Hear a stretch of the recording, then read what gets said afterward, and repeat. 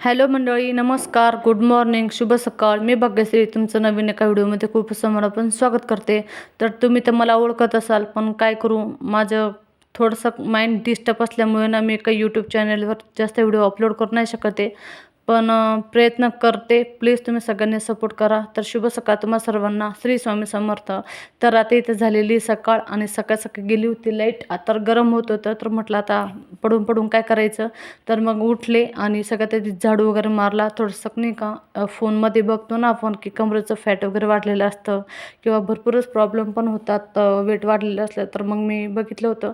तर म्हणे जास्त काही नाही, असं फक्त भिंतीच्या सपोर्टने आणि थोडेसे हे सेटअप मारायचे म्हणे 20-25. तर तेच मी तर करण्याचा प्रयत्न करत होते. तर आता बघू. मग कधी-कधी तुम्हाला पण असे कधी-कधी हे करायचं असं वाटतं का, की आपण थोडंफार हे करावं, ते करावं. मला पण असे कधी-कधी चक्कर येतात. तर मी कधीच नव्वद करत असते. तर माझ्यासारखं असं कोण-कोण करतं नक्की कमेंट करून सांगा. तर इथं 5 ते 10 मिनटं मी इथं केलं आणि थोडासा घाम आलेला होता. तर आता इथं बघू शकता. त्याच्यानंतर मग आता मी इथं फ्रेश वगैरे झाली आणि इथं एका साईडला मिस्टर आणि पिल्लू करत आहे नाश्ता. तर आता इथे ना माझे एक कपाटाचा काच फुटलेला आहे. तर मी ना तो मिस्टरांकडून त्यांना सांगून इथं मस्तपैकी असा काच लावून घेतलेला आहे. आणि आपण आता बघतोच भरपूर जण असे आहे की ते नाही का असं म्हणजे जसं काचामध्ये बघून व्हिडिओ शूट करतात. तर मी पण तसंच काहीतरी करायचा प्रयत्न करत होती. तर मला ते जमते की नाही काय माहिती.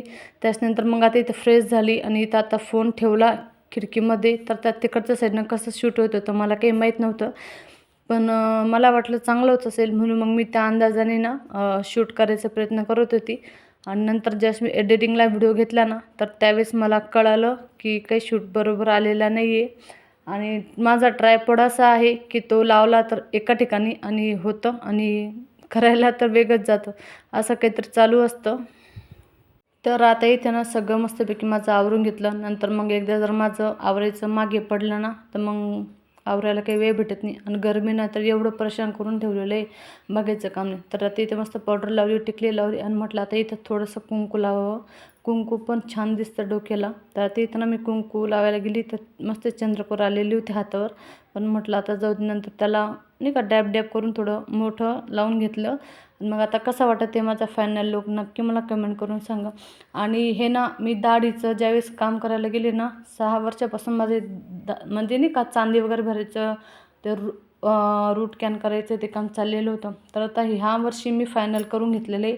आणि हे काम करत असताना एक दुखापत झालेली, कारण की त्या दाताची जी मशीन असते ना, तर ती तर माझ्या जिभेच्या खालच्या साईडला लागली होती. तर हे लागून मला जवळजवळ आता महिना होत आलेला आहे. तर हे ना दुखणं राहून राहून थोडंसं फुगतंय. तर बघू शकता केवढा मोठा तिथं फोड आलेला आहे. सारखं असं खालच्या साईडला एवढं दुखतंय. त्याच्यानंतर त्याच्याकडं दुर्लक्ष केलं. म्हटलं याला जर धरून बसलं ना तर काम काही व्हायचं नाही. त्याच्यानंतर मग मी तर कपडे भिजवायला घेतली आणि मला माहिती नव्हतं की मिस्टरांच्या पॅन्टीमध्ये पैसे आहे. नंतर मी त्यांना ना पॅन्टीची चावी काढली गाडीची आणि तिथे एका साईडला ठेवली. मग नंतर म्हटलं मी जर ठेवून विसरले तर परत चावीचं हे होऊन जाईल घरामध्ये, म्हणजे जसं दांगडो. तर मी चावी देण्यासाठी मिस्टरांकडे गेले. तर मिस्टर मला म्हणाले, तू जी चावी म्हणजे ज्या पॅन्टीकडून चावी काढली त्या पॅन्टीमध्ये पैसे आहे म्हणे. आणि हे बघा, आपल्याला मिस्टरांचे खिसे चेक न करण्याचा परिणाम म्हणजे डायरेक्ट पैशाला अंघोळ. हे तुमच्या बाबतीत पण असं कधी होतं का? नक्की मला कमेंट करून सांगा. तर इथे हे मस्तपैकी गांधीजी आणि त्यांचे पैसे ना मस्तपैकी अंघोळ झालेली आहे. तर तुमच्याकडून पण असं होतं का? नक्की कमेंट करून सांगा. आणि हा उद्योग कोणाकोणाकडून होतो नक्की मला सांगा. तर असं काही झालेलं आहे आज आणि हेच मला तुमच्यासोबत शेअर करायचं होतं. आणि त्याच्यानंतर मग म्हटलं चला बाकीचे पण काम वगैरे आवरायचे आहे आता. आणि ते जो काही फोड आलेला आहे ना, तो एवढा दुखतोय एवढा दुखतोय, मला फार लक्ष असं म्हणजे विचलित होतं आहे माझं. नंतर आता इथे पैसे चिटकवले आणि मग मिस्टरांना म्हटलं ते एका प्लेटमध्ये घेऊन त्याला हडकवायला ठेवा म्हटलं फॅन खाली. मला माहिती नव्हतं, कारण की आता मला कधीच सवय नाही आहे खिसे चेक करायची. मग आता ह्यावेळेस त्यांनी सांगितलं. मग याचा काहीतरी पराक्रम होऊन बसतो माझ्याकडून. तुमच्याकडून कोणाकोणाकडून होतो नक्की मला कमेंट करून सांगा. तर आता हे इथे 400 रुपये होते. तर आता यांना आम्ही परातीमध्ये ठेवतो आणि छानपैकी फॅन खाली वाळू घालायला ठेवल. आणि नंतर मग मी माझे बाकीचे जे काही कपडे आहेत ते जेवण वगैरे करायचं आहे ते सगळं मस्त आवरून घेते. आणि नंतर मग व्हिडिओ तुमच्यासोबत मी एडिट करून शेअर करते. तर तुम्हाला आजचा माझा व्हिडिओ कसं वाटलं नक्की कमेंट करून सांगा. तर आता इथे ना परातीमध्ये ठेवण्यासाठी पैसे परातीमध्ये मस्तपैकी पांगवून ठेवले आणि फॅनखाली सुकायला ठेवले. त्याच्यानंतर बघू शकता हा फोड फुटला वाटतं. त्याच्यानंतर मला असं पेन व्हायचं, एवढा त्रास देतोय ना तो फोड, मला एवढा दुखतंय ना बघायचं काम नाही. दाढीचं काम करणं पण काही सोपं नाही आहे बरं का. असा त्रास सहन करावा लागतो आणि ज्या ज्या व्यक्तींसोबत, आणि मला ना हे दाढीचं एवढं दुखणं वाढलेलं आहे बघायचं काम नाही. मग आता माझं बाकीचं आवरलं, कपडे मस्तपैकी भिजते. तोपर्यंत मस्त करडीची भाजी आणली, कट केली, उकडायला टाकली, उकडून एका साईडला घेतली. त्याच्यामध्ये बेसन पीठ म्हणजे मस्त मिक्स करून घेतलं आणि हा जो काही शेंगदाणे मिरची याचा कूट आहे तो मस्तपैकी पातळ असं हे काढून घेतलं. आता त्याला छानपैकी परतते आणि त्याच्यानंतर जे काही घोटून ठेवलेली भाजी आहे तर ती त्याच्यामध्ये ॲड करते. तर आता इथं मस्तपैकी ना मसाला तयार झालेला आहे. तर आता मी इथं टाकणार आहे जे काय आपण भाजीचं बनवलेलं आहे ना, तिथं मस्तपैकी मसाला भाजून घेतला छान प्रकारे. आणि आजच्या व्हिडिओची क्लिअरिटी कशी वाटते ते नक्की कमेंट करून सांगा. आणि हेच ते करडीच्या भाजीमध्ये थोडंसं 2 चमचे बेसन पीठ ॲड करून ती भाजी मस्तपैकी बनवून घेते.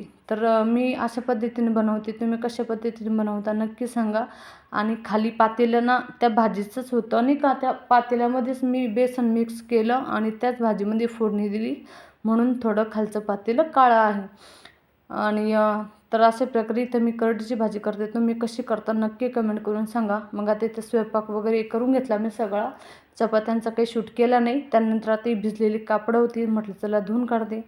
आणि आता इथं मी ना साबण तर काही नव्हते, पण जी अंगाला लावायची साबण होती तर मी त्या साबणाने कपडे धुवून काढत होते, कारण की कपड्याचं साबण नव्हतं घरामध्ये.